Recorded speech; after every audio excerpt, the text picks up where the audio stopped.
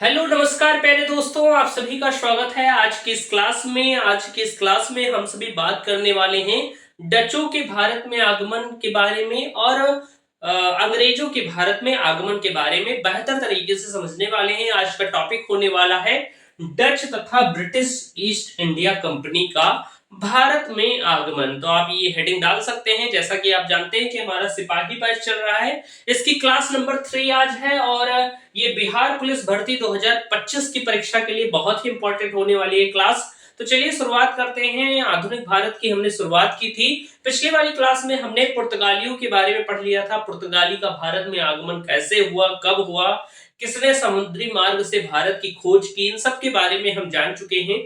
आज हम बात करने वाले हैं डच और अंग्रेजों के बारे में, जो कि जिन्हें हम ब्रिटिशर्स भी कहते हैं या आप कह सकते हैं ब्रिटिश ईस्ट इंडिया कंपनी, इन दोनों के बारे में। चलिए क्लास स्टार्ट होने से पहले एक बात मैं आपको कह देता हूं कि आप जब भी क्लास देखें तो आपके पास एक नोटबुक होनी चाहिए कि आप जो चीजें मैं यहाँ पर लिखा हूं वो आप लिखते हुए चलिए। और इसके साथ साथ मैं आपको बता दूं, इस क्लास की हैंड रिटन नोट्स और कुछ जीके जीएस के क्विज मैं अपने टेलीग्राम चैनल पर दिया करता हूं।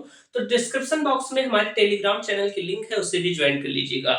चलिए शुरुआत करते हैं इस क्लास की। तो पहले हम डचों के बारे में पढ़ेंगे और फिर हम ब्रिटिश ईस्ट इंडिया कंपनी के बारे में पढ़ेंगे। तो आप हेडिंग डाल लीजिए डचों का भारत में आगमन, या आप डाल लीजिए डच ईस्ट इंडिया कंपनी।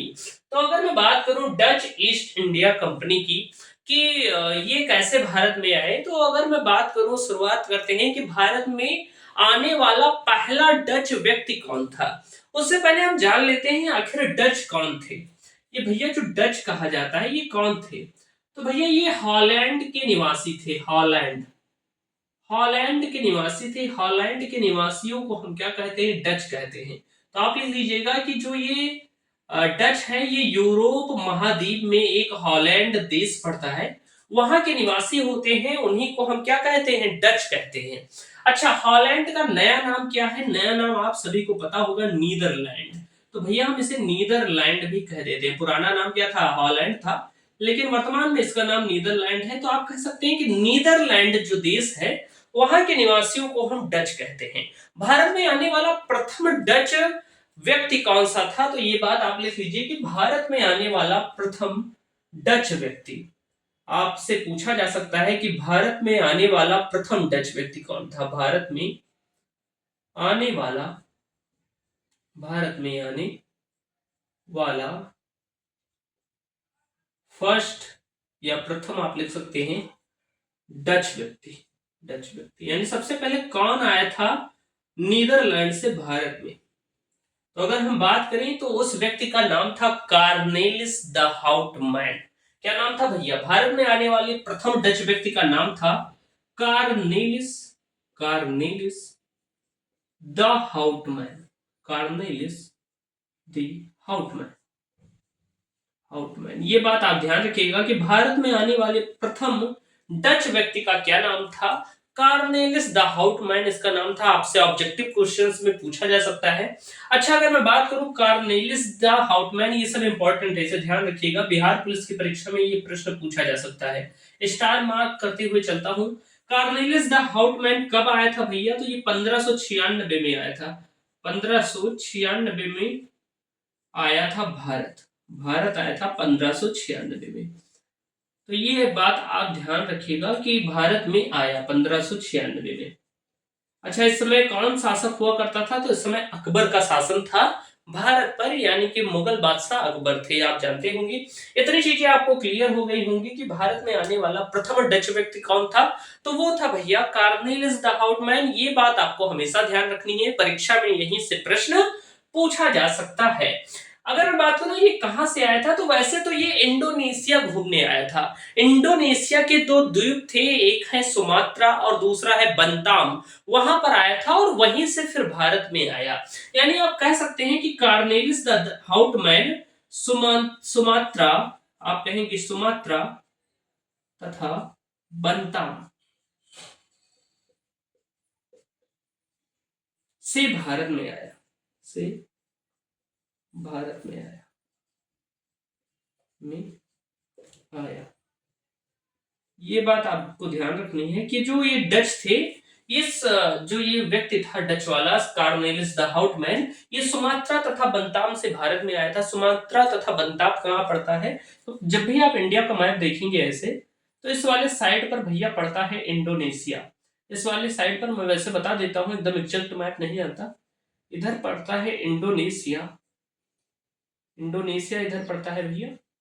और जब इंडोनेशिया इधर पड़ता है तो यहीं पर दो द्वीप पड़ते हैं, एक का नाम है सुमात्रा और एक का नाम है बंताम। यानी इधर एरिया से ही ये आया था, यानी कि ये डायरेक्ट वहां से नहीं आया था, डायरेक्ट नीदरलैंड से नहीं आया था, वो नीदरलैंड से आया यहाँ, और फिर यहां से इसने देखा भारत को और भारत में चला आया।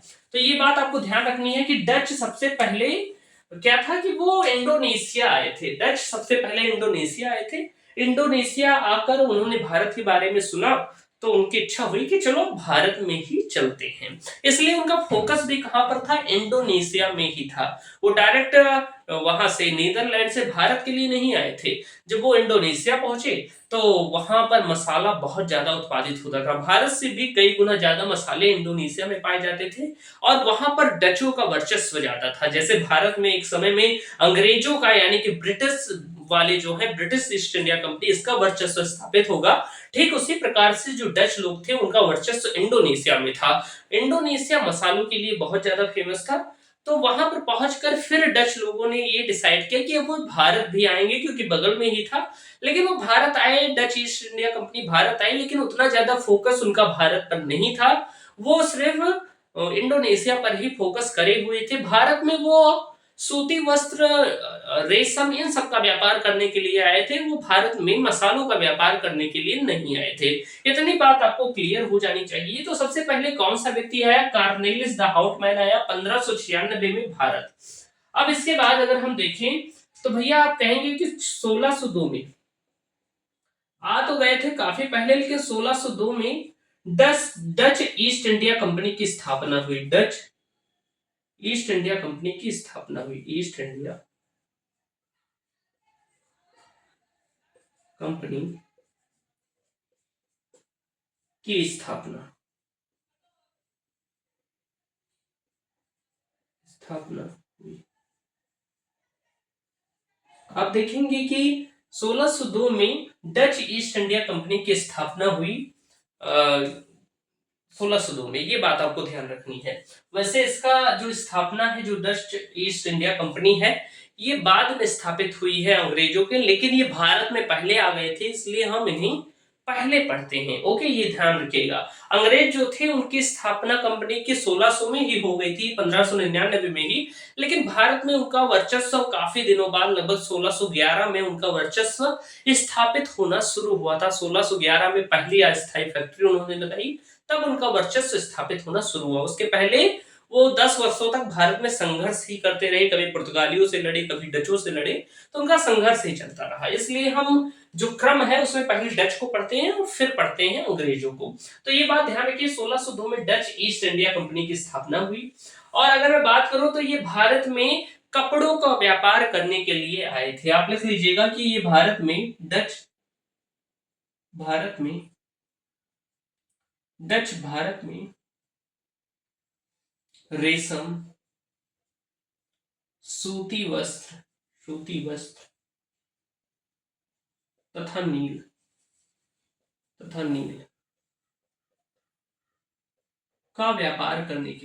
का व्यापार करने के लिए तो ये बात ध्यान रखिएगा कि जो डच थे वो भारत में रेशम, सूती वस्त्र तथा नील का व्यापार करने के लिए आए थे। वह मसालों का व्यापार करने के लिए भारत नहीं आए थे, क्योंकि उन्हें मसालों के लिए इंडोनेशिया ही पर्याप्त मात्रा में, वहां से मसाले, चाहे काली मिर्च हो, चाहे गरम मसाले हो, सब कुछ वहां से मिल जाता था।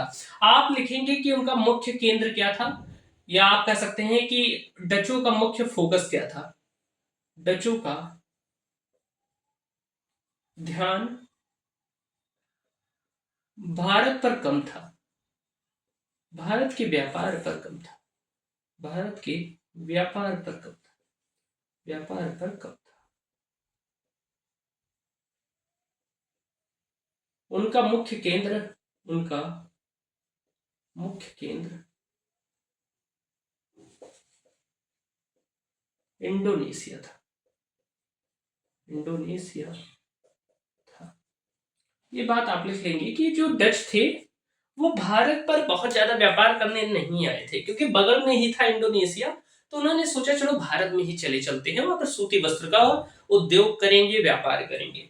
लेकिन उनका जो मुख्य केंद्र था, फोकस कहां पर था, तो वो था इंडोनेशिया पर, क्योंकि इंडोनेशिया में उन्हें अच्छी मात्रा में मसाले प्राप्त होते थे, वहां पर उनका वर्चस्व था, तो उन्होंने उसी पर फोकस रखा। और यही कारण था कि ये उतने ज्यादा सक्सेस नहीं हो पाए। शुरुआत में काफी सक्सेस हुए थे, लेकिन बाद में अंग्रेजों ने इन्हें भी परास्त कर दिया और ये फिर वापस चले गए। तो इतनी चीजें थी जो इंपॉर्टेंट है डचों के लिए, बहुत ज्यादा नहीं पढ़ना है डच के बारे में। अगर मैं बात करूं डच के बारे में कुछ और चीजों के बारे में, तो आप लिखेंगे, चलिए लिखते हैं और चीजों के बारे में। इतनी चीजें पहले नोट करिए, फिर आगे की चीजों के बारे में बात करते हैं। फटाफट नोट करिए। चलिए बात करते हैं आगे की चीजों के बारे में। मैं सीरीज करता हूँ डच के बारे में। एक दो चीजें जो और रह गई हैं उनके बारे में हम पढ़ लेते हैं।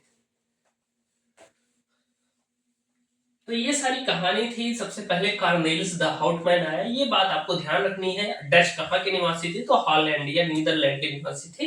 ये बात भी आपको ध्यान रखनी है और सारी चीजें आपको समझते हुए चलना है। मैंने बताया कि इनका मुख्य व्यापार केंद्र क्या था, तो इंडोनेशिया था मुख्य व्यापार केंद्र। मुख्य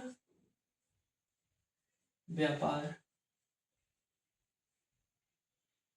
केंद्र आप कह सकते हैं। तो मुख्य व्यापार केंद्र या मुख्य फोकस कहां पर था, इनका इंडोनेशिया पर था, इंडोनेशिया पर था। अच्छा, डचों की एक क्वालिटी थी कि इनके पास बहुत ही बेहतरीन छोटी छोटी फ्लूट सिप थी, जिससे तेजी से व्यापार हो जाता था। आप लिख लेंगे कि डचों के पास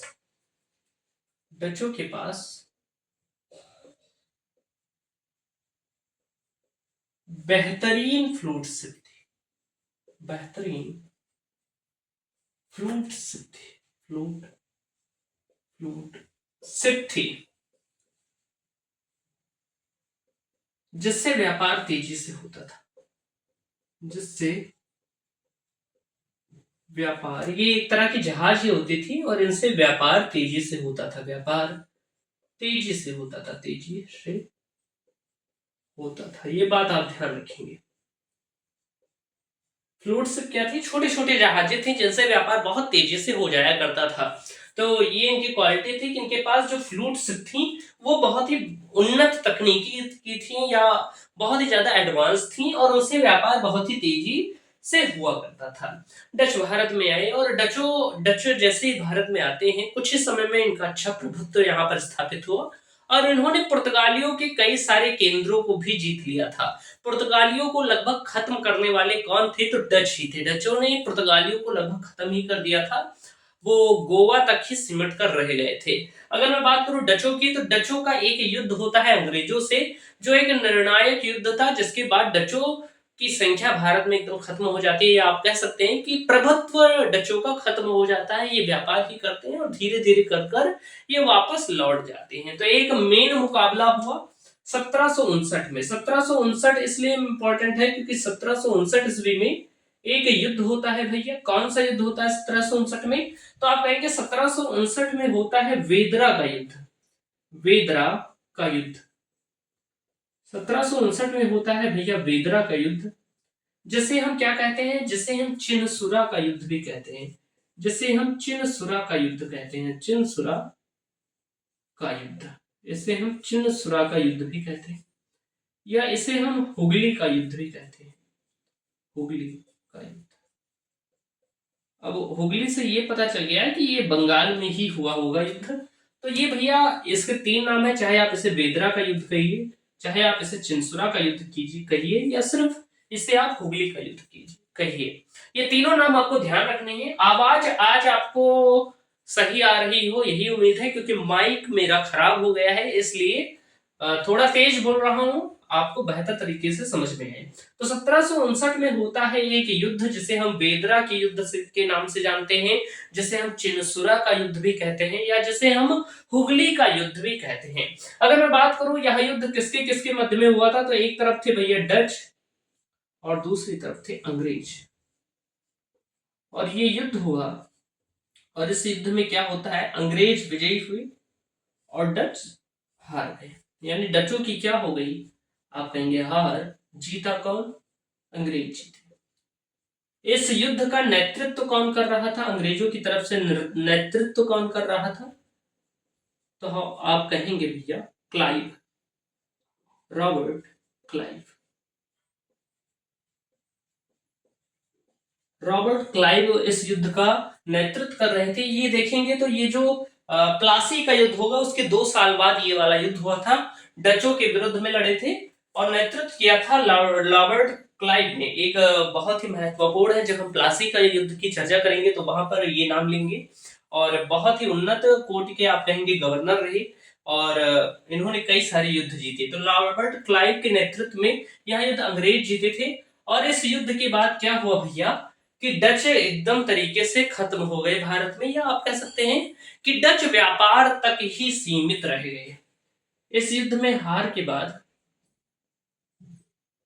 इस युद्ध में हार के पश्चात, हार के पश्चात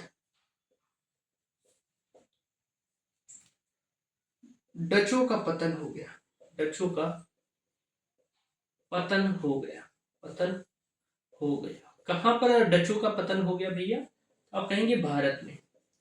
भारत में कुछ समय तक उन्होंने व्यापार किया और फिर अपनी सारी चीजें अंग्रेजों को ही बेच बाच कर वापस अपने देश लौट गए या इंडोनेशिया चले गए। ये बात आपको ध्यान रखनी है। तो ये था भैया डच के बारे में, डचों के बारे में हमने इतनी चीजें जानी जो इंपॉर्टेंट थी।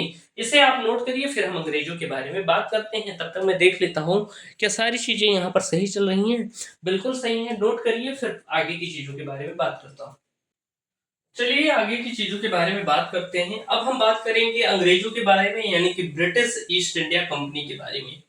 एक चीज रह गया जो डचों में इंपॉर्टेंट है और जिनसे परीक्षा में ज्यादा प्रश्न पूछा जाता है, तो वो पॉइंट आप लिख लीजिए। डच में आपसे पूछ लेता है कि डचों की पहली फैक्ट्री कब स्थापित हुई, तो वो बात आप लिख लीजिएगा कि डचों की प्रथम फैक्ट्री, आप लिखेंगे डचों, डचों की फर्स्ट फैक्ट्री, फर्स्ट फैक्ट्री कहां पर स्थापित हुई, तो आप कहेंगे कि डचों की प्रथम फैक्ट्री 1605 में, 1605 ईस्वी में मसूलीपट्टनम में स्थापित हुई। कहां पर स्थापित हुई, तो आप कहेंगे भैया मसूलीपट्टनम। ये बात ध्यान रखिएगा। और जो ये मसूलीपट्टनम है कहां पर पड़ता है, तो आप कहेंगे आंध्र में, आंध्र प्रदेश जो है वहां पर पड़ता है मसूलीपट्टनम। इसके पश्चात हम बात करें कि सेकेंड फैक्ट्री, यानी कि जो डच है उनकी दूसरी फैक्ट्री, सेकेंड फैक्ट्री कहां पर स्थापित हुई थी, तो आप कहेंगे भैया कि दूसरी फैक्ट्री स्थापित हुई थी पुलिकट, पुलिकट जो कि तमिलनाडु में है, आप सभी को पता होगा तमिलनाडु। और अगर मैं बात करूं कि कब स्थापित हुई थी ये वाली फैक्ट्री, तो आप कहेंगे 1610, 1610 ईस्वी में ये वाली फैक्ट्री स्थापित हुई थी। तो ये दो फैक्ट्रियां हैं जिन्हें ध्यान रखिएगा कि डचों की प्रथम फैक्ट्री 1605 में मसूलीपट्टनम आंध्र प्रदेश में स्थापित हुई और दूसरी फैक्ट्री कहां पर स्थापित हुई, पुलिकट तमिलनाडु 1610 ईस्वी में। फैक्ट्री कहने का मतलब मैंने पहले ही बताया है कि कोई कारखाने से नहीं मतलब है। कहने का मतलब है कि जैसे ये कोई भी सूती वस्त्र रेशम खरीदेंगे भारत में, तो उसे एक जगह पर स्टोर कर कर रखना होगा और फिर वहां से उसे अपने देश ले जाएंगे नीदरलैंड। तो एक तरीके से भंडार गृह आप कह सकते हैं, एक भंडार गृह हॉल की तरह बनाया जाता था, उसी को फैक्ट्री कह दिया जाता था। क्योंकि वहां पर भारत से विभिन्न क्षेत्रों से सामान खरीद कर वो वहां एकत्रित करते थे। जब वहां पर सामान एकत्रित हो जाता था तो उन सामानों को बंदरगाह के माध्यम से जहाजों पर लादा जाता था और फिर समुद्री मार्ग से अपने देश ले जाया जाता था। तो यानी कि फैक्ट्री कहने का क्या मतलब है भैया, तो फैक्ट्री कहने का साफ यही मतलब है कि एक तरह का गोदाम आप कह सकते हैं, कोई कारखाना नहीं। यहाँ कोई चीज उत्पादित नहीं होती, कच्चा माल रखा जाता है और फिर यहाँ से ले जाया जाता है अपने देश। जैसे डच लोग अपने देश नीदरलैंड ले जाते थे, ब्रिटिशर्स ब्रिटेन ले जाते थे, पुर्तगाली पुर्तगाल ले जाते थे, ऐसे ही फ्रांसीसी फ्रांस ले जाते थे। तो कहने का मतलब एक तरीके का गोदाम होता था। तो ये बात आपको मैंने क्लियर कर दी और डचों का अध्याय यहाँ पर समाप्त होता है। अब हम बात करेंगे भैया किसके बारे में, तो अब हम बात करने वाले हैं अंग्रेजों के बारे में। तो चलिए अब ब्रिटिश ईस्ट इंडिया कंपनी का भारत में आगमन आप पढ़ेंगे। ब्रिटिश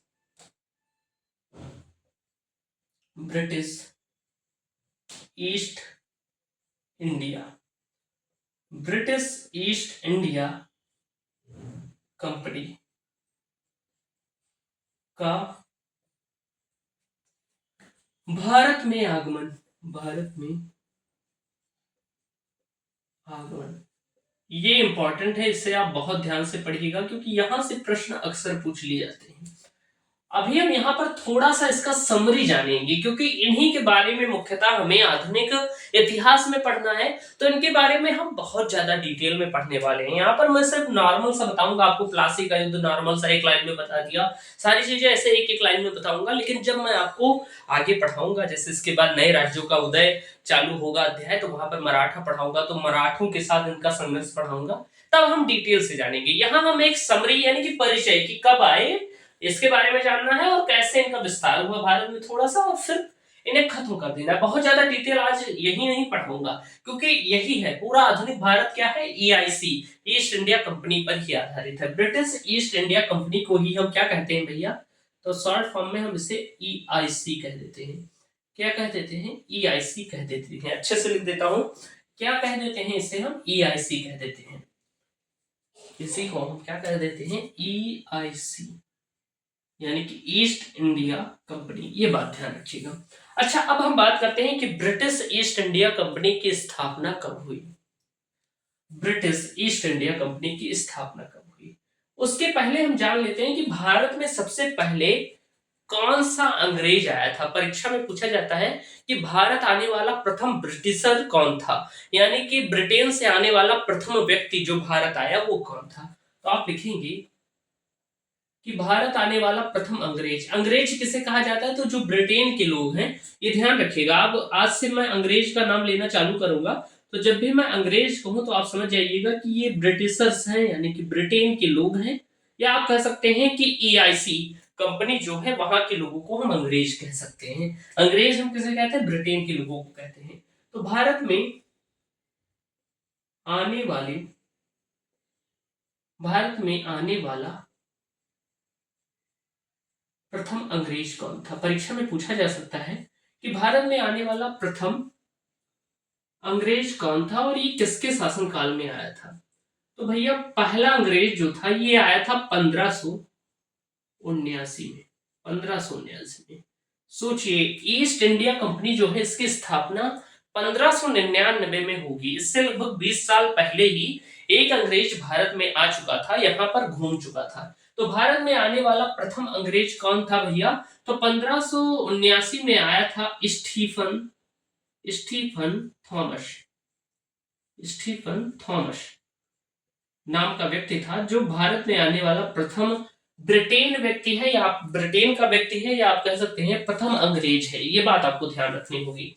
इसके बाद आपसे पूछ लिया जाता है कि दूसरा व्यक्ति कौन सा था। अच्छा, मैं बात करूं ये किसके शासनकाल में भारत में आया था, तो भैया अकबर के शासनकाल में। आप जानते हैं कि इस समय कौन शासन कर रहा था, तो आप कहेंगे इस समय भारत में अकबर का शासन था। अकबर का शासन, ये बात ध्यान रखिएगा कि इस समय भारत में अकबर का शासन था और अकबर के शासनकाल में स्टीफन थॉमस नाम का एक अंग्रेज व्यक्ति भारत में आया था। इसके पश्चात मैं बात करूं कि सेकंड व्यक्ति कौन था, दूसरा व्यक्ति जो अंग्रेज था, दूसरा अंग्रेज व्यक्ति जो भारत आया उसका नाम क्या था, ये 78 बार पूछ लिया जाता है। वो नाम है भैया रॉल्फ फिंच नाम का व्यक्ति था, जो भारत आया था 1583 में। इसके 4 साल बाद 1583 में रॉल्फ फिंच नाम का एक अंग्रेज व्यक्ति भारत आता है और ये भी अकबर के शासन में आता है। इस समय भी शासन कौन कर रहा था, अकबर कर रहा था। तो ये आता है, ये दूसरा व्यक्ति था। कभी भी पूछा जाए कि भारत में आने वाला दूसरा अंग्रेज कौन था, तो वो रॉल्फ फिंच था। यही वो अंग्रेज था जो जाकर ब्रिटेन में सबको बताता है कि जो भारत है बहुत ज्यादा समृद्धशाली है, वहां पर पुर्तगाली पहुंच चुके हैं, हम सभी को भी जाना चाहिए, वहां पर व्यापार के बहुत ज्यादा क्या है, अवसर हैं। इसने बताया, इसने महारानी एलिजाबेथ को बताया कि भारत बहुत ही समृद्ध देश है, वहाँ पर व्यापार यानी कि एक बहुत ही बड़ा मार्केट है और वहाँ पर हम व्यापार कर सकते हैं। वहाँ पर मसाले भी उत्पादित होते हैं, वहाँ पर सूती वस्त्रों का भी उत्पादन होता है, रेशम पाए जाते हैं, प्रभुत्वशाली देश है और वहाँ पर हमें भी जाना चाहिए व्यापार करने के लिए, क्योंकि भारत एक बहुत ही धनवान देश है। और उसने बताया, रॉल्फ फिंच ने ही बताया कि वहाँ पर पुर्तगाली लोग पहले पहुँच चुके हैं, हमें सबको भी जानना चाहिए। इसके पश्चात क्या होता है, एआईसी का गठन होता है, इसलिए मैंने बताया ये सारी चीजें।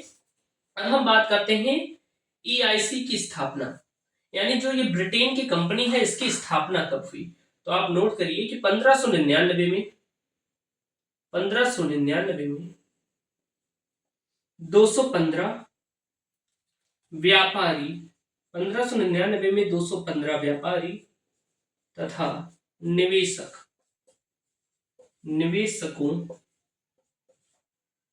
ने मिलकर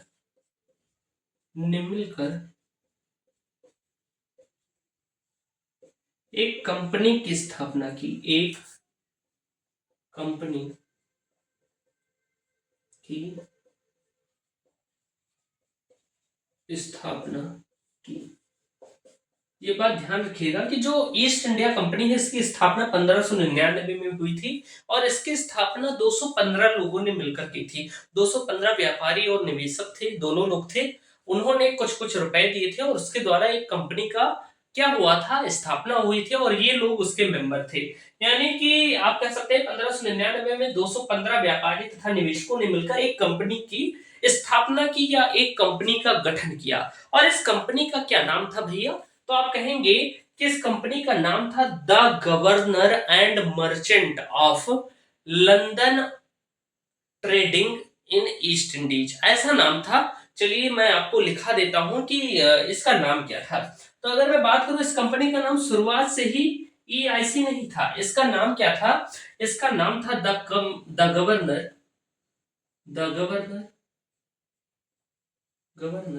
and company, the governor and company of merchants. जो ये ईआईसी है इसका जब स्थापना हुआ था तो इसका नाम अलग था। ईस्ट इंडिया कंपनी इसका नाम नहीं था, इसका नाम था the governor and company of merchants of London. आप कहेंगे of London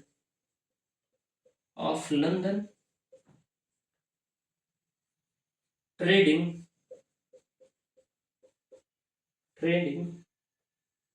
in east Indies.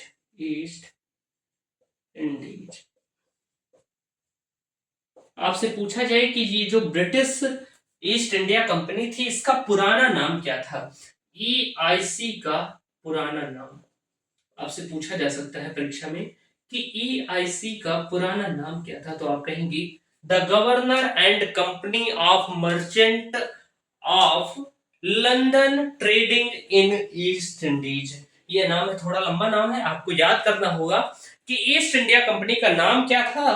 तो आप कहेंगे ईस्ट इंडिया कंपनी का तब नाम यही था। इसे नोट करिए, फिर आगे की चीजों के बारे में हम बात करते हैं। चलिए इसे हम इरेज करते हैं और आगे की चीजों के बारे में अब हम बात करते हैं। भारत में ईस्ट इंडिया कंपनी या ब्रिटिश ईस्ट इंडिया कंपनी का आगमन। मैंने आपको बताया कि ईआईसी का पूरा नाम क्या था, तो the governor and company of merchants of London trading in east Indies. ये पूरा नाम था, लंबा नाम है, ये पुराना नाम था। बाद में इस कंपनी का नाम क्या हो जाता है, ईस्ट इंडिया कंपनी हो जाता है। आप लिख लीजिएगा, बाद में इस कंपनी का नाम, उसके आगे लिखिएगा बाद में इस कंपनी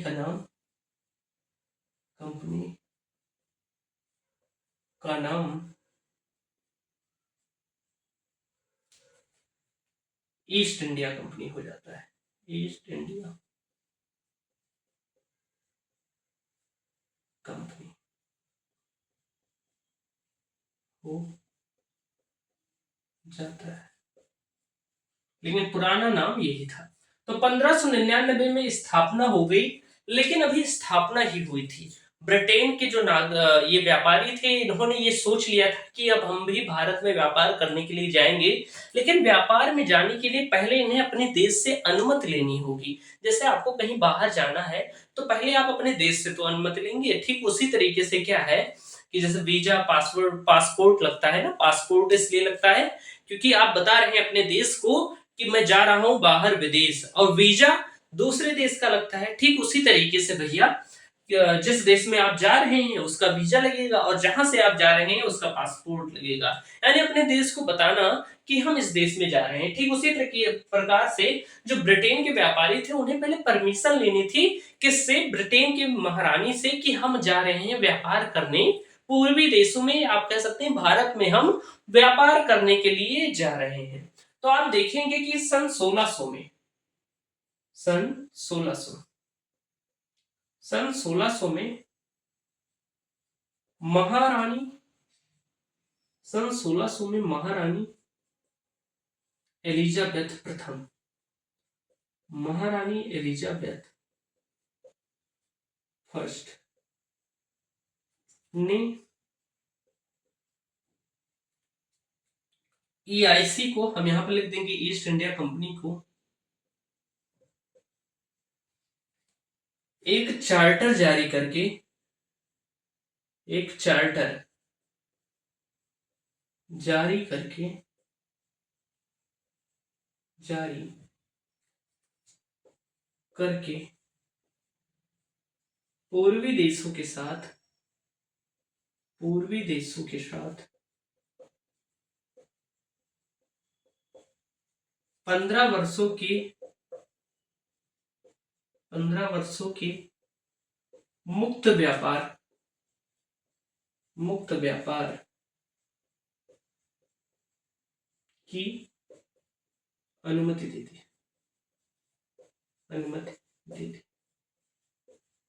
तो आप देखेंगे भैया क्या होता है कि सन 1600 में जब ये व्यापारियों का समूह महारानी एलिजाबेथ के पास जाता है और कहता है कि भारत बहुत ही समृद्धशाली है, हमें भी वहां पर व्यापार करने के लिए जाना चाहिए, क्योंकि पुर्तगाल से पुर्तगाली पहले ही वहां पहुंच चुके हैं और हमारा भी अवसर है कि हम वहां पर जाएंगे, अच्छा व्यापार करेंगे और फिर जो व्यापार होगा उसमें कुछ हिस्सा महारानी को भी दे दिया जाएगा। फिर महारानी जी खुश हुई और उन्होंने कह दिया कि 1600 में ही एक चार्टर, चार्टर क्या होता है, आप कह सकते हैं शाही फरमान जैसे होता है जो बादशाह हमारे यहाँ लागू करता था, ठीक उसी प्रकार से चार्टर होता था, यानी कि रॉयल होता था, रॉयल तरीके से एक पत्र होता था, रॉयल पत्र या रॉयल लेटर आप कह देते हैं, वो एक चार्टर होता था और उसमें महारानी ने लिखकर ईस्ट इंडिया कंपनी को 15 वर्षों के लिए मुक्त व्यापार की अनुमति दे दी। किन देशों के साथ, पूर्वी देशों के साथ, जो यूरोप के पूरब में स्थित हैं उन सभी देशों के साथ व्यापार की अनुमति दे दी।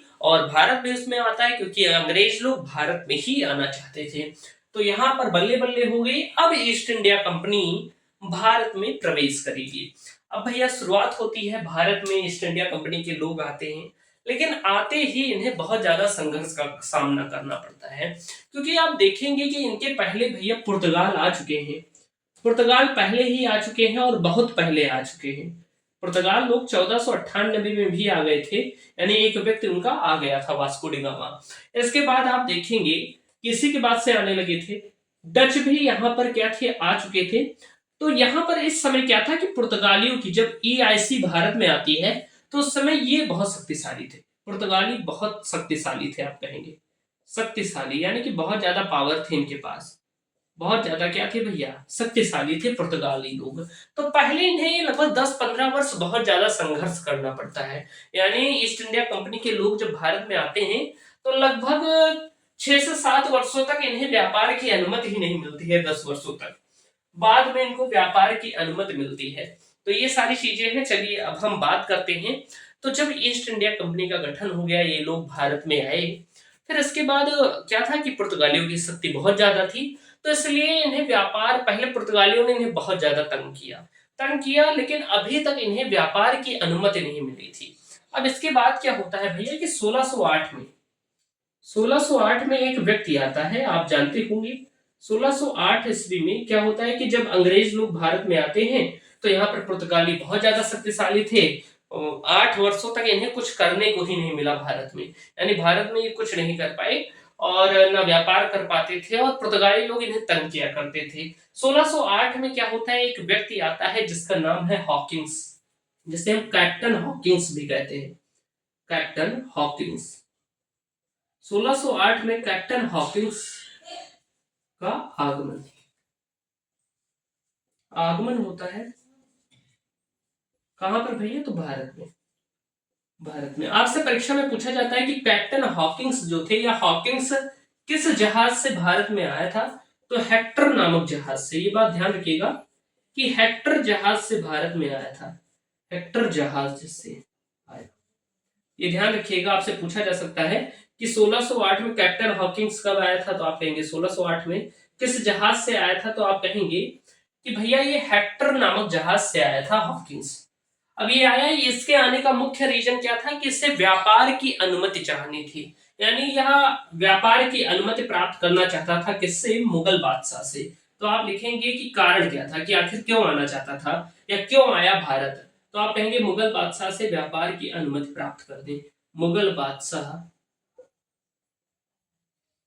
से व्यापार की अनुमति पाने, अनुमति पाने।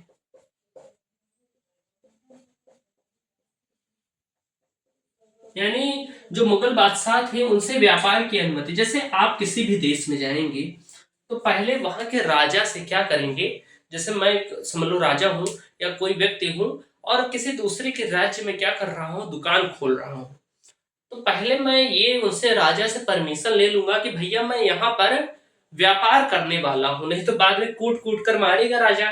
ठीक उसी प्रकार से जो ईस्ट इंडिया कंपनी थी बहुत ज्यादा बुद्धिमान थी, वो चाहते थे कि सारी चीजें लीगल तरीके से हो कि बाद में हमें दिक्कत ना हो। यानी जब हम अनुमति ले लेंगे, जैसे राजा से पूछ लिया कि हुजूर हमें व्यापार करने का मौका दे दो, तो राजा बोले कि हाँ ले जाओ, तुम्हें दे दिया मौका। अब ये क्या हो गया, एक तरफ से ये हो गया कि राजा का संरक्षण प्राप्त हो गया। अगर राजा ने अनुमति दे दी तो कोई दिक्कत होगी, राजा के पास जाओगे तो क्या होगा कि राजा आपको अच्छा न्याय देगा और आपका संरक्षण भी करेगा। तो अनुमति इसीलिए ली जाती थी। और अंग्रेज थोड़ा क्या थे, चाटुकार टाइप के थे कि पहले ही राजा वाजा को एकदम क्या करते थे, गिफ्ट उफ्ट देकर खूब ज्यादा प्रसन्न कर लेते थे और उसके बदले में अनुमति ले लेते थे और फिर व्यापार करते थे। बहुत ज्यादा बुद्धिमान थे, इसीलिए ईस्ट इंडिया कंपनी अंत समय तक भारत में शासन करेगी और भारत को अपना उपनिवेश भी बनाएगी। तो ठीक उसी तरीके से जब इन्हें क्या था कि यहाँ पर पुर्तगाली लोग बहुत ज्यादा शक्तिशाली थे और वो शक्तिशाली थे तो इनकी लड़ाइयां ही होती रहती थी और ये व्यापार नहीं कर पाए, तो इससे बहुत ज्यादा चिंतित थे ब्रिटेन के राजा। तो ब्रिटेन के राजा ने 1608 में क्या किया कि 1608 में कैप्टन हॉकिंस को भेज दिया कहां पर, भारत में, कि जाओ भैया वहां पर संभालो और वहां पर वहां के राजा मुगल बादशाह से अनुमति लो व्यापार करने की। हॉकिंस व्यापार करने की अनुमति लेने के लिए ही भारत आया था, लेकिन जैसे ही यह पहुंचता है भारत में तो इससे पहले तो 2-3 साल लग जाते हैं मुगल बादशाह तक पहुंचने में ही। आप देखेंगे 2-3 साल नहीं, आप कह सकते हैं 2-3 महीने लग जाते हैं मुगल बादशाह तक पहुंचने के लिए। क्योंकि क्या होता है कि रास्ते में पुर्तगाली लोग ये चाहते थे कि ये मुगल बादशाह से मिलने ही ना पाए, तो रास्ते में बहुत सारी लड़ाइयां होती हैं। पुर्तगालियों ने खूब कोशिश की कि कैप्टन हॉकिंस मुगल बादशाह जहांगीर से ना मिलने पाए, लेकिन किसी तरीके से बचते बचाते हुए कैप्टन हॉकिंस आगरा पहुंचते हैं और मुगल बादशाह से मुलाकात भी करते हैं। आप कहेंगे कि हॉकिंस जब भारत आया तो उस समय भारत का मुगल बादशाह कौन था, तो जहांगीर था। ये बात आपको ध्यान रखनी है, परीक्षा में यहां से भी प्रश्न पूछ लिया जाता है। तो आप लिख लेंगे कि हॉकिंस के आगमन के समय, हॉकिंस के आगमन के समय, हॉकिंस के आगमन के समय भारत का मुगल बादशाह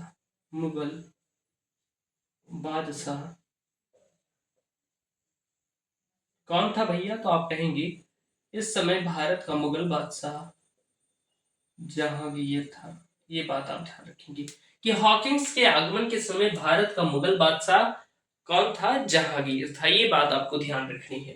तो भैया 1608 में ये आगरा पहुंचते हैं। और जो हॉकिंस था बहुत ज्यादा बुद्धिमान था, उसे पता था कि जो ये जहांगीर है इसे फारसी भाषा बहुत ज्यादा पसंद है, इसलिए पहले से ही ट्यूशन कर कर आया था, फारसी सीख कर आया था एकदम इम्प्रेस करने के लिए। कहते नहीं है कि पहले ही एंट्री में इम्प्रेस कर दो सारे लोगों को और फिर तो जलवे बिखेरो अपने, यही सोचकर हॉकिंस आया था। लेकिन जहांगीर उनका भी बाप निकला, यानी कि उनसे भी ज्यादा बुद्धिमान निकला। हॉकिंस पहुंचता है खूब सारे उपहार लेकर, गिफ्ट लेकर, कहता है प्रभु आप तो महान हैं, आप तो साक्षात भगवान के अवतार हैं, जहांगीर को कहता है। और ये सारी बातें वो फारसी भाषा में कहता है। फारसी भाषा को सीख कर आया था जहांगीर के सामने बोलने के लिए कि जहांगीर तुरंत इम्प्रेस हो जाए। हालांकि जहांगीर को बहुत ज्यादा अच्छा लगा। जैसे कोई अंग्रेज व्यक्ति अगर हिंदी बोलने लगे तो हम लोग अचंभित हो जाएंगे, अरे विदेशी होकर हिंदी बोल रहा है। ठीक उसी तरीके से जहांगीर भी ने कहा कि अरे ये तो अंग्रेज होकर, विदेशी होकर ये तो फारसी बोल रहा है। अच्छा, जब ऐसा व्यक्ति कभी फारसी बोलने लगे तो लगता है अपना ही व्यक्ति है। तो जहांगीर ने कहा ये तो अपना ही व्यक्ति है और अपना ही आदमी है, समझ लो कि मतलब फारसी बोल रहा है, अंग्रेज होकर फारसी बोल रहा है। और जहांगीर बहुत ज्यादा प्रसन्न हो गए। तो आप देखेंगे कि जो हॉकिंस था, हॉकिंस ने जहांगीर से मिलकर, जहांगीर से मिलकर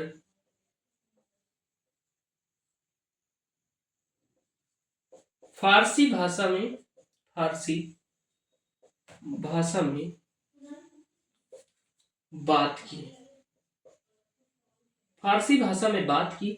इस कारण क्या हुआ कि जहांगीर बहुत ज्यादा प्रसन्न हुआ। जहांगीर हॉकिंस से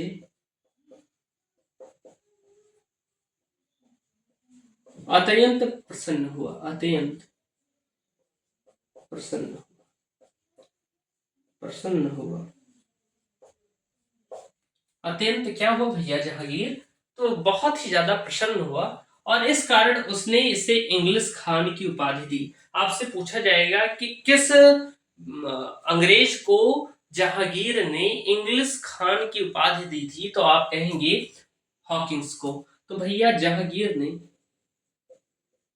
जहांगीर ने हॉकिंस को, हॉकिंस को इंग्लिश खान, इंग्लिश खान की उपाधि दी। ये बात आप लिख लेंगे कि जहांगीर ने हॉकिंस को इंग्लिश खान की उपाधि दी थी। बहुत ही इंपॉर्टेंट है, परीक्षा में पूछा जा सकता है कि किस मुगल बादशाह ने हॉकिंस को इंग्लिश खान कहा, तो वो था जहांगीर। इतनी चीजें नोट करिए, नोट करिए, फिर आगे बात करते हैं। पानी पी लेते। उम्मीद है क्लास में आपको आनंद आ रहा होगा।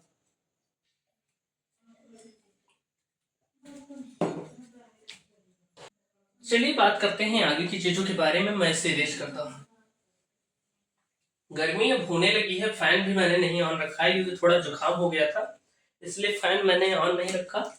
थोड़ा मुझे ये लगाना पड़ेगा कॉलिन, कॉलिन लेकर मैं बोर्ड को साफ करता हूँ, क्योंकि मेरे बोर्ड में क्या है, स्क्रैच बहुत ज्यादा पड़ गए हैं। तो कॉलिन से ये तुरंत साफ हो जाता है, नहीं तो साफ ही नहीं होता। चलिए अब हम बात करते हैं आगे की चीजों के बारे में। उम्मीद है आपको इतनी क्लास बहुत ही बेहतर तरीके से समझ में आ रही होगी। तो हॉकिंस ने भैया फारसी वारसी भाषा में अच्छे से बोला। जहांगीर एकदम खुश हो गया, उसे इंग्लिश खान की उपाधि भी दे दी। और हॉकिंस क्या था कि 3 वर्षों तक मुगल दरबार में रहा, लेकिन यह जिस कारण आया था वह कारण इसका पूरा नहीं हुआ। यानी ये जिस लिए आया था, इसने पूरा फारसी वारसी सीखा कि इंप्रेस कर देगा जहांगीर को, तो इन्हें व्यापार की अनुमति दे देंगे जहांगीर। लेकिन भैया जहांगीर और भी बुद्धिमान था, उसने हॉकिंस को व्यापार की अनुमति नहीं दी। तो आप लिख लेंगे कि 3 वर्षों तक हॉकिंस, हॉकिंस 3 वर्षों तक, 3 वर्षों तक मुगल दरबार में रहा, मुगल दरबार में रहा। में रहा। लेकिन जहांगीर हमेशा अफीम गांजा भांग के नशे में रहता था, और भैया ऐसा खतरनाक राजा था कि अगर उसके विरुद्ध कोई बोले तो तुरंत उसे मगरमच्छ तालाब में होते थे उसमें डलवा देता था, उसे खा लेते थे लोग। तो हॉकिंस को ये हिम्मत नहीं हो रही थी कि वो पूछ ले कि भैया हमें व्यापार की अनुमति दे दो भारत में। इसीलिए उसने 3 वर्षों तक इंतजार किया। अंततः उसने एक बार पूछ लिया कि मुगल बादशाह मुझे अनुमति दे दो व्यापार करने की भारत में। जहांगीर ने कहा नको, बिल्कुल नहीं, चाहे जो करो यहाँ पर रहो, घूमो टहरो, लेकिन मैं तुम्हें व्यापार की अनुमति नहीं दूंगा। जहां हॉकिंस बहुत ज्यादा गुस्सा हुआ और बहुत ही ज्यादा दुखी हुआ। सोचा कि 3 वर्षों तक मैं मुगल दरबार में भी रहा, मैंने इतनी चाटुकारिता की, लेकिन इसका कोई फायदा नहीं हुआ। और अंततः जहांगीर ने व्यापार की अनुमति नहीं दी हॉकिंस को। तो आप लिख लेंगे कि जहांगीर ने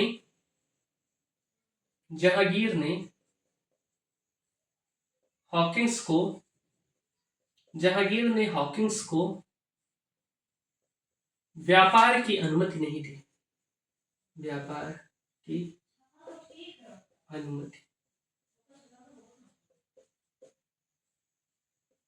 नहीं दी।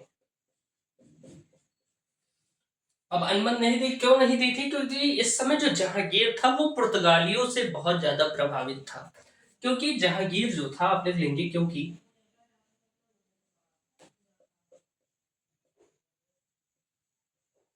जहांगीर पुर्तगालियों से अत्यंत प्रभावित था। पुर्तगाली से अत्यंत प्रभावित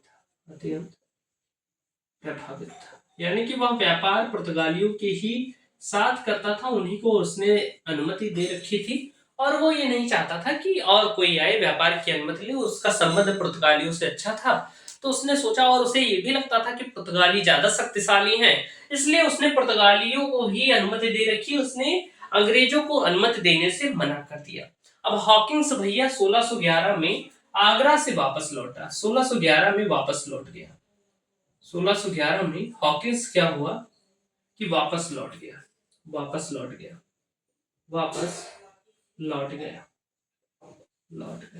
कौन लौट गया भैया? तो आप कहेंगे हॉकिंस। 1611 में वापस लौट गया, अपने देश चला गया। जिस कारण वह आया था, जो मांगने आया था, वह पूर्ति नहीं कर पाया, यानी उसे अनुमति नहीं मिली। अब क्या होता है, अंग्रेज इतने ज्यादा चालाक थे, पहले तो ये सोच रहे थे कि अनुमति मिल जाए तब हम अपनी फैक्ट्री स्थापित करेंगे।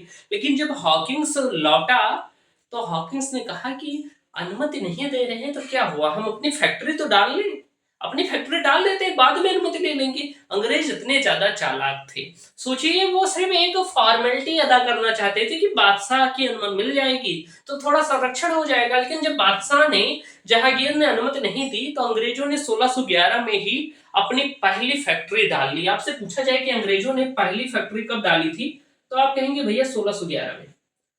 1611 में ही प्रथम फैक्ट्री अपनी डाल दी। प्रथम फैक्ट्री, वही कार आप कह सकते हैं जो गोदाम होता है। प्रथम फैक्ट्री कहां पर डाली थी भैया? तो इन्होंने अपनी प्रथम फैक्ट्री मसूलीपट्टनम में डाली थी, जिस तरह डच लोगों ने डाली थी। पट्टनम में डाली प्रथम फैक्ट्री, मसूलीपट्टनम में डाली, आप कह सकते हैं मसूलीपट्टनम में स्थापित की 1611 में। ये कहां पर है भैया मसूलीपट्टनम? तो आप कहेंगे आंध्र प्रदेश। आंध्र प्रदेश। तो भैया यहाँ पर देखेंगे कि जहांगीर ने अनुमति भी नहीं दी, लेकिन तब भी अंग्रेजों ने अपनी पहली फैक्ट्री स्थापित कर ली। कहां पर? तो मसूलीपट्टनम में। इसीलिए इस फैक्ट्री को हम अस्थायी फैक्ट्री कहते हैं, क्योंकि इसकी अनुमति नहीं मिली थी मुगल बादशाह से अंग्रेजों को। तो आप कहेंगे ये वाली फैक्ट्री कैसी थी? तो ये थी अस्थायी फैक्ट्री। आपसे परीक्षा में पूछा जाएगा कि अंग्रेजों की प्रथम अस्थायी फैक्ट्री कौन सी थी? अस्थायी यानी जो स्थायी न रहे। तो प्रथम अस्थायी फैक्ट्री, जो ऐसे टेम्परेरी एक फैक्ट्री उन्होंने बना ली कि वहां पर सामान एकत्रित करेंगे, लेकिन कोई इसकी परमिशन और एडमिशन नहीं मिली थी भैया। तो ये पहली अस्थायी फैक्ट्री थी, या आप कह सकते हैं कभी भी पूछा जाए पहली फैक्ट्री तो यही है, लेकिन ये अस्थायी है। आपसे परीक्षा में ऐसा ही पूछा जाएगा कि अंग्रेजों ने अपनी प्रथम अस्थायी फैक्ट्री कहां पर स्थापित की, तो आप कहेंगे मसूलीपट्टनम। अब इसके बाद क्या होगा भैया कि इसके बाद क्योंकि अंग्रेजों को पता लग गया था कि मुगल बादशाह जहांगीर जो है वो पुर्तगालियों से ज्यादा प्रभावित है, और पुर्तगाली ब्रिटेन के लोगों को या ब्रिटिश ईस्ट इंडिया कंपनी को बहुत ज्यादा परेशान भी कर रहे थे। इसलिए अब अंग्रेज क्या करेंगे, पहले पुर्तगालियों को हराएंगे। और इसीलिए आप देखेंगे भैया क्या होगा, मैं इसे रेज करता हूं, फिर बात करता हूं आगे की चीजों के बारे में। इतनी चीजें मैं रेज करता हूं और फिर बात करता हूं कि अब अंग्रेज क्या करेंगे, पहले पुर्तगालियों को पराजित करेंगे, पहले उनसे एक युद्ध लड़ेंगे और पहले दिखाएंगे अपने शक्ति का प्रदर्शन।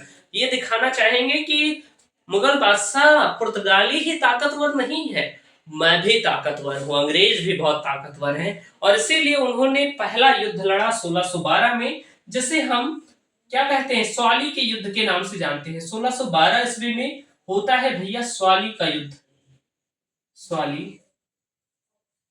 का युद्ध।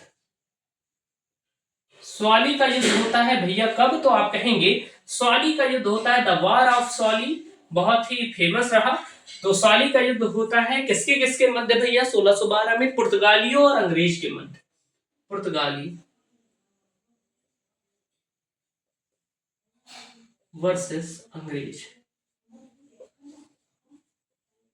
और इस युद्ध में क्या होता है कि इस युद्ध में अंग्रेजों की तरफ से नेतृत्व कौन कर रहा होता है, नेतृत्व करता कौन था इस युद्ध का, तो आप कहेंगे, नाम ध्यान रखिएगा परीक्षा में पूछा जाता है, थॉमस बेस्ट, थॉमस बेस्ट तथा मिडल्टन। मिडल्टन बहुत ही योग्य क्या थे, बहुत ही योग्य सेनापति थे थॉमस बेस्ट और मिडल्टन। उन्होंने इस युद्ध का नेतृत्व किया था स्वाली के युद्ध में। दोनों में घमासान युद्ध हुआ और इस युद्ध में पुर्तगालियों की क्या होती है, हार हो जाती है, पुर्तगाली हार जाते हैं, अंग्रेज जीत जाते हैं। और इसके बाद क्या हुआ कि अंग्रेजों ने इस युद्ध के माध्यम से अपने शक्ति का प्रदर्शन किया, अपने नौसेना शक्ति का प्रदर्शन किया। तो आप कहेंगे कि इस युद्ध में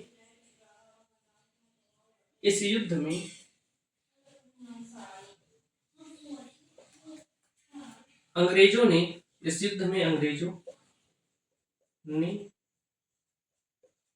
अपनी शक्ति का प्रदर्शन किया, अपनी नौसेना, क्योंकि ब्रिटेन की जो नौसेना थी बहुत ज्यादा शक्तिशाली थी।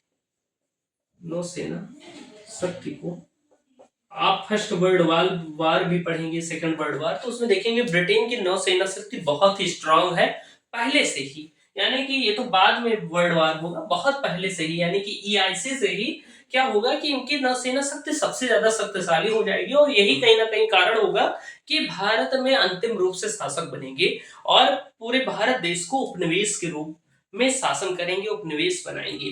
तो अगर मैं बात करूं, इस युद्ध में अंग्रेजों ने अपनी नौसेना शक्ति का प्रदर्शन किया।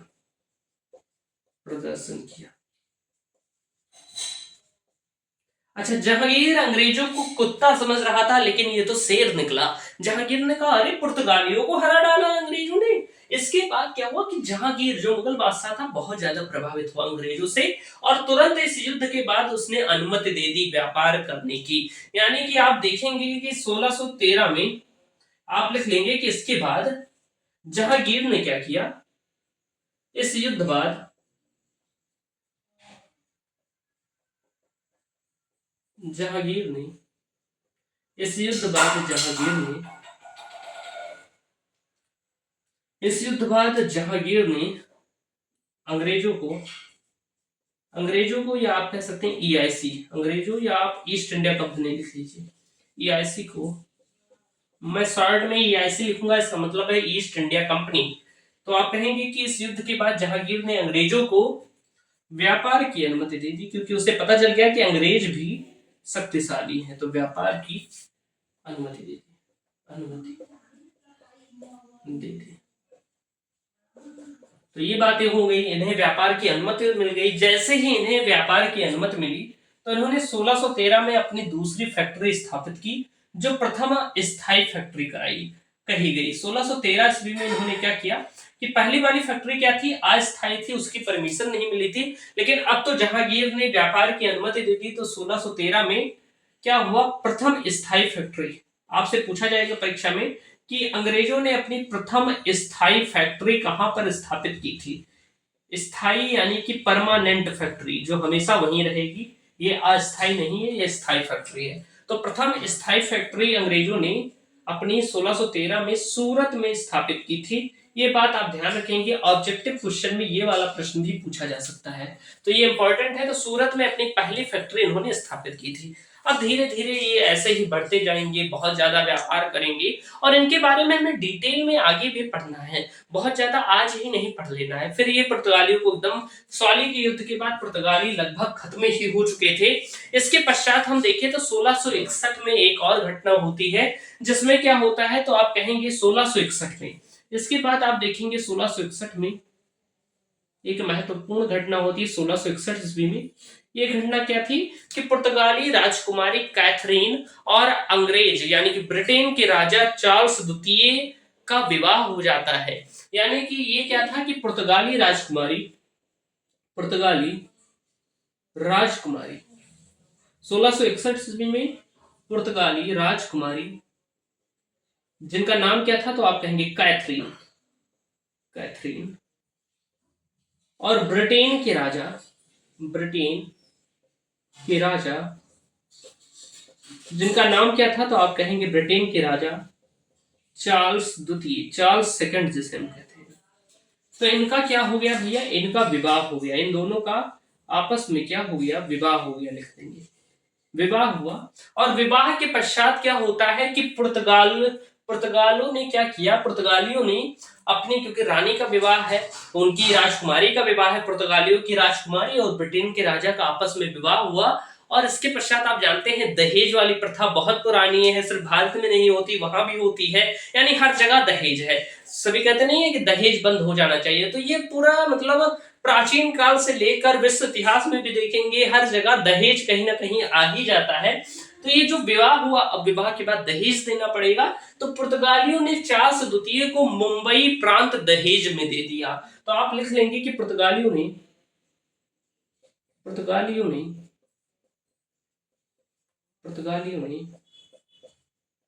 चार्ल्स सेकंड को मुंबई प्रांत दे दिया, मुंबई प्रांत दहेज में दे दिया। ये बहुत ही इंपॉर्टेंट प्रांत था मुंबई, बहुत ही इंपॉर्टेंट था, लेकिन इन्होंने मतलब दहेज में दे दिया इतने महत्वपूर्ण प्रांत को। इस विवाह के बाद पुर्तगाली और कमजोर हो जाएंगे, क्योंकि अब क्या होगा कि अब ये आपस में लड़ नहीं सकते, क्योंकि क्या है, रिश्तेदारी हो गई है, तो अंग्रेज से पुर्तगाली अब लड़ेंगे नहीं, तो पुर्तगालियों का काम एकदम खत्म हो गया और अंग्रेज फिर आगे बढ़ने लगी। तो आप देखेंगे कि मुंबई प्रांत इन्हें दहेज में मिल गया चार्ल्स द्वितीय को। अब चार्ल्स द्वितीय ब्रिटेन में रहते हैं, अब वो बंबई में क्या करने आएंगे, बस उन्होंने कहा कि ये ऐसे बेटा यहाँ हो, ईस्ट इंडिया कंपनी को बुलाया, ही बेटा यहाँ हो, तुम ले लो मुंबई प्रांत को, मुझे 10 पाउंड सालाना दे देना और ले जाओ मुंबई को। अब मैं ब्रिटेन से कहाँ आऊंगा मुंबई में रहने, तुम ही देखो, मुझे 10 पाउंड सालाना, बहुत ही कम रुपए थे, 10 पाउंड सालाना दे दिया करना और उतने में काफी है, मुंबई तुम ले लो।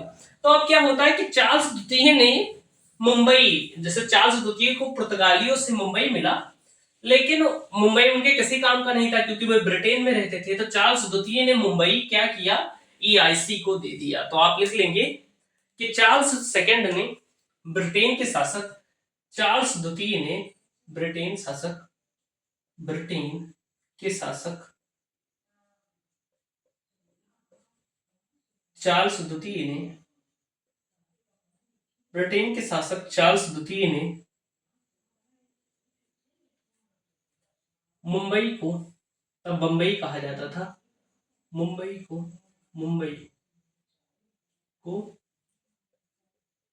ईस्ट इंडिया कंपनी को दे दिया, ईस्ट इंडिया कंपनी को दे दिया। बाद में राइटिंग थोड़ा गड़बड़ हो जाती है, क्योंकि अंतिम में आते आते हाथ एकदम थकने लगता है, तो राइटिंग गड़बड़ हो जाती है। तो ब्रिटेन के शासक चार्ल्स द्वितीय ने मुंबई को ईस्ट इंडिया कंपनी को दे दिया था, रेंट पर दे दिया था। रेंट पर दिया था, 10 पाउंड वार्षिक क्या लेते थे, किराया लेते थे मुंबई का। बहुत नाम मात्र किराया था और ये जरूरी नहीं है लिखना। अब इसके बाद अगर मैं बात करूं तो 1661 में ये होता है। अब इसके बाद फिर ऐसे आगे बढ़ते जाएंगे, इसके बारे में हम आगे पढ़ेंगे डिटेल में, थोड़ा थोड़ा हम जान लेते हैं। फिर इसके बाद प्रमुख घटना होती है 1717 में। क्या होता है कि मुगल बादशाह फर्रुख सियर ने क्या किया था कि अंग्रेजों को या ईआईसी को, ईस्ट इंडिया कंपनी को मुक्त व्यापार प्रदान कर दिया था। तो ये महत्वपूर्ण घटना थी। ये भी लिख लीजिए कि आपसे पूछा जा सकता है कि किस मुगल बादशाह ने अंग्रेजों को बंगाल, बिहार और उड़ीसा में मुक्त व्यापार करने का दस्तक जारी किया। तो वो था भैया फर्रुख सियर। एक ही बहुत ही नालायक किस्म का बादशाह था, कुछ उनका काम था नहीं, एकदम नल्ले वाले बादशाह थे ये सभी, लेकिन फ्री में हमेशा बैठे रहते थे। और इन्होंने क्या किया कि ईआईसी को मुक्त व्यापार भी दे दिया, टैक्स बहुत कम लगाया। यानी 1717 में क्या होता है कि फर्रुख सियर ने एक दस्तक जारी किया। फर्रुख सियर ये कौन थे भैया, तो ये मुगल बादशाह थे। मध्यकालीन भारत जब पढ़ाऊंगा तो इनके बारे में चर्चा होगी। मुगल बादशाह, मुगल बादशाह ये औरंगजेब के बाद आए थे, और उसके बाद औरंगजेब के बाद जितने भी मुगल बादशाह हुए सब नाकार्य थे, किसी भी काम के नहीं थे। ये बात आप ध्यान रखिएगा। और फर्रुख सियर की अगर मैं बात करूं तो फर्रुख सियर ने 1717 में फर्रुख सियर ने एक दस्तक जारी किया। एक दस्तक जारी किया। अब इसके भी पीछे बहुत बड़ी कहानी है। बताया जाता है कि फर्रुख सियर जो था उसकी जांघ में फोड़ा निकल आया था, जो लाइलाज था, लेकिन अंग्रेजों ने अपने डॉक्टर को ब्रिटेन से मंगाया और उनके जांघ का फोड़ा सही कर दिया। और इस बात से बहुत ज्यादा प्रसन्न हो गया फर्रुख सियर। उसने कहा जो मांगना हो मांग लो मुझसे।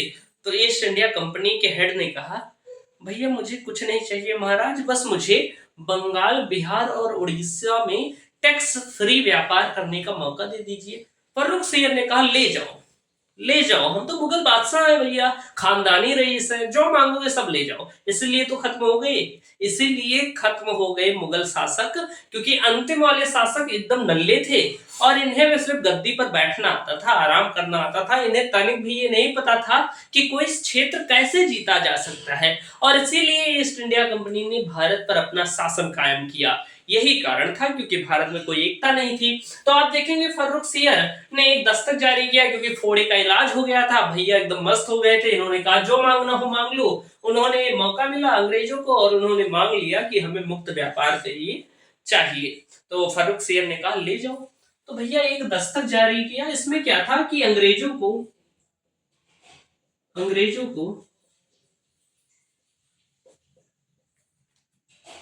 3000 रुपए, मात्र 3000 रुपए सालाना टैक्स देकर,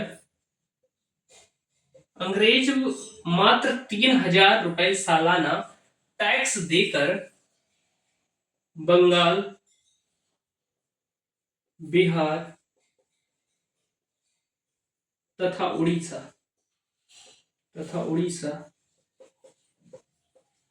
में मुक्त व्यापार कर सकते हैं। व्यापार कर सकते हैं। यानी कि इन्होंने एक दस्तक जारी किया। दस्तक क्या होता था, तो आप कहेंगे भैया ये एक शाही फरमान होता था। शाही फरमान, थोड़ा राइटिंग से कंप्रोमाइज कर लीजिएगा। ये क्या था, शाही फरमान हुआ करता था।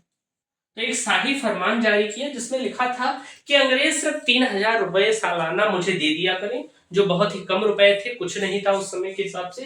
3000 रुपए सालाना दे दिया करें। एक राजा के लिए कुछ नहीं था, एक इंसान के लिए तब 3000 बहुत ज्यादा थे। लेकिन जो राजा है और 3 बड़े बड़े क्षेत्र बंगाल, बिहार और उड़ीसा, वहां के टैक्स का सिर्फ 3000 देकर बंगाल, बिहार और उड़ीसा में क्या कर सकते थे, मुक्त व्यापार, टैक्स फ्री व्यापार। यानी कोई व्यापार नहीं, मतलब कोई टैक्स नहीं देगा। और क्या हुआ, इसके बाद इन्हें मुक्त व्यापार करने की छूट मिल गई और धीरे धीरे इन्होंने बंगाल पर भी अपनी पकड़ बनाई। और फिर आप देखेंगे इसके बाद क्या होगा कि इस दस्तक के बाद लगभग आप देखेंगे 40 वर्षों बाद 1757 में होगा प्लासी का युद्ध। इसके बारे में हम आगे पढ़ेंगे जब हम नए राज्यों के बारे में पढ़ेंगे, जो मराठा हो गए, बंगाल हो गया, सिख हो गया। इसके साथ साथ जो अन्य राज्य हैं जैसे कि मैसूर हो गया, हैदराबाद हो गया, अवध हो गया, इन सब के बारे में जब पढ़ेंगे तो वहां पर हम बंगाल के बारे में पढ़ेंगे और वहां हम चर्चा करेंगे प्लासी का युद्ध। अब ये जान लीजिए कि प्लासी का युद्ध एक निर्णायक मुकाबला था और इससे क्या हुआ कि इस प्लासी के युद्ध में अंग्रेज विजयी हुए। 1757 में होता है प्लासी का युद्ध। आपको बताऊंगा कि सिराजुद्दौला एक तरफ थे, दूसरी तरफ रॉबर्ट क्लाइव था और दोनों आपस में लड़े और इसमें रॉबर्ट क्लाइव जीत गया था। और प्लासी के युद्ध में क्या हुआ भैया, तो अंग्रेजों की विजय हुई। क्योंकि बहुत ज्यादा डिटेल में नहीं पढ़ना है क्योंकि आगे हम इसे दोबारा पढ़ने वाले हैं, आगे इसे हम दोबारा पढ़ेंगे, नहीं तो क्लास बहुत लंबी हो जाएगी। अगर मैं बात करूं तो इसे हम आगे दोबारा पढ़ेंगे। 1757 में प्लासी का युद्ध होता है, इसमें अंग्रेज विजयी होते हैं और अंग्रेज जब इस युद्ध में विजयी हो गए तो उन्होंने बंगाल पर अपनी पकड़ मजबूत बनाई और इसके बाद वह अप्रत्यक्ष रूप से शासन करने लगे थे। अप्रत्यक्ष रूप से शासन यानी भारत में अप्रत्यक्ष रूप से शासन की शुरुआत अंग्रेजों ने कब से की, अगर आपसे पूछा जाए तो भारत में अप्रत्यक्ष रूप से शासन की शुरुआत अंग्रेजों ने प्लासी के युद्ध के बाद से की थी। कहां पर की थी भैया, तो वो बंगाल पर अप्रत्यक्ष रूप से शासन करने लगे थे। यानी कि बंगाल पर उन्होंने अपनी मर्जी का एक बादशाह, नवाब आप कह सकते हैं, बैठा दिया था जिसका नाम था मीर जाफर। फिर उसके बाद मीर कासिम को बैठाया।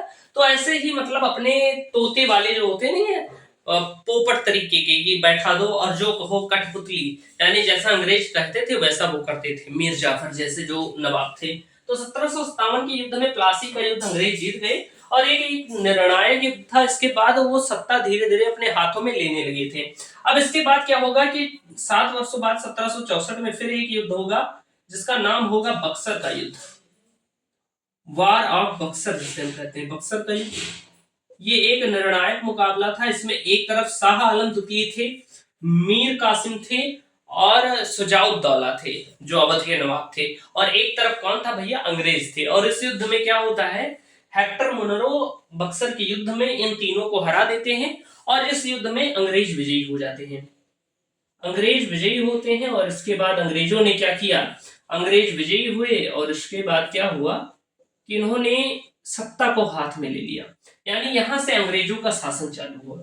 आप कहेंगे यहां से अंग्रेजों ने भारत पर शासन करना शुरू किया। अंग्रेजों ने भारत पर शासन प्रारंभ किया, शासन प्रारंभ किया।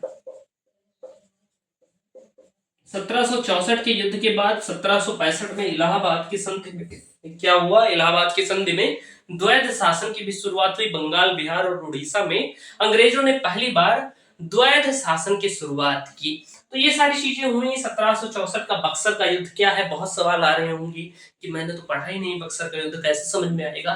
तो चिंता ना करो मेरे दोस्त, जैसे ही फ्रांसीसी को पढ़ाऊंगा और कर्नाटक युद्ध को पढ़ाऊंगा उसके बाद हम शुरू करेंगे मराठा, बंगाल, इन सब को पढ़ेंगे। और बंगाल जब मैं आपको पढ़ाऊंगा तो ये जो दो युद्धों को मैंने एक एक लाइन में समेट दिया है ना, इस पर मैं लेक्चर लूंगा लगभग एक क्लास में। आपको इन दोनों युद्धों को, सिर्फ 2 युद्ध पढ़ाऊंगा एक क्लास में, या हो सकता है एक ही क्लास 2 युद्धों की लो, तो वहां पर मैं डिटेल तरीके से बताऊंगा। अभी टेंशन ना लो, अभी एकदम फ्री ऑफ माइंड रहो, इसे बाद में समझ जाना, बस इसे अभी लिख लो। जब उसे पढ़ोगे तो ये समझ में आ जाएगा कि यहाँ हुआ क्या था। अब यहीं पर मैं पूरा प्लासी और बक्सर का युद्ध पढ़ाने लगूं तब तो एकदम बोर हो जाओगे और फिर कुछ समझ में नहीं आएगा।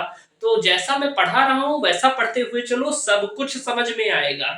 अब इतनी चीजें आप जान लो कि 1757 के प्लासी के युद्ध के बाद क्या हुआ कि अंग्रेजों ने धीरे धीरे अप्रत्यक्ष रूप से, यानी कि अपनी कठपुतली किसी को बैठा दिया गद्दी पर बंगाल के, और जैसा कहते थे वैसा वो शासन करता था। तो अप्रत्यक्ष रूप से भारत में शासन उन्होंने प्लासी के युद्ध से शुरू किया और उसके बाद बक्सर के युद्ध के बाद जब वे विजयी हुए तो उन्होंने प्रत्यक्ष रूप से भी शासन में भागीदारी लेनी शुरू कर दी। जैसे उन्होंने बंगाल, उड़ीसा और बिहार में द्वैध शासन की शुरुआत की। अब इसके बाद क्या हुआ कि ईआईसी कंपनी भारत में आई थी व्यापार करने। वो सिर्फ यही कहते थे कि हम व्यापार करने के लिए आए हैं, व्यापार करने के लिए आए हैं, लेकिन वो आए थे यहाँ पर शासन करने के लिए। वो व्यापार करने के लिए आए लेकिन यहाँ पर शासन करने लगे, क्योंकि उस समय भारत में कोई केंद्रीय शक्ति विद्वान नहीं थी जो अंग्रेजों को रोक सके। उधर मराठा भी कमजोर होते जा रहे थे। इसी युद्ध के बाद आप देखेंगे कि पानीपत का तृतीय युद्ध होगा, उसमें मराठाओं की बुरी तरीके से हार होगी और उसके पश्चात क्या होगा कि अंग्रेज और भी शक्तिशाली हो जाएंगे, क्योंकि उनका सामना करने वाला भारत में कोई नहीं था। और ऐसे धीरे धीरे बढ़ते बढ़ते ये शक्तिशाली हो जाएंगे और भारत को उपनिवेश बना लेंगे, हम लोगों को गुलाम बना लेंगे, जिससे हमें आजादी कब मिलेगी? 1947 में मिलेगी। तो आधुनिक भारत आप समझ सकते हैं, एक तरीके से ईस्ट इंडिया कंपनी को ही पढ़ना है। तो ईस्ट इंडिया कंपनी को हम बहुत डिटेल तरीके से पढ़ेंगे। यहाँ पर हम सिर्फ सारांश के रूप में जान लिए हैं ये सारी चीजें, लेकिन इसे हम बहुत ही अच्छे तरीके से पढ़ने वाले हैं, चाहे वो प्लासी का युद्ध हो, चाहे वो बक्सर का युद्ध हो। उम्मीद है क्लास नंबर 3 आपको पसंद आई होगी। थोड़ा लंबी है क्लास, लेकिन बेहतर तरीके से आप समझे होंगे। मिलते हैं अगली वीडियो में, तब तक के लिए जय हिंद। ध्यान रखिए, हमेशा स्वस्थ रहिए, मस्त रहिए। अगर आप मेरे पास पढ़ने के लिए आए हैं तो एकदम निश्चिंत रहिए, सारी चीजें कंप्लीट करा दूंगा। हंसते रहिए, मुस्कुराते रहिए। मिलते हैं अगली वीडियो में, तब तक के लिए वंदे मातरम।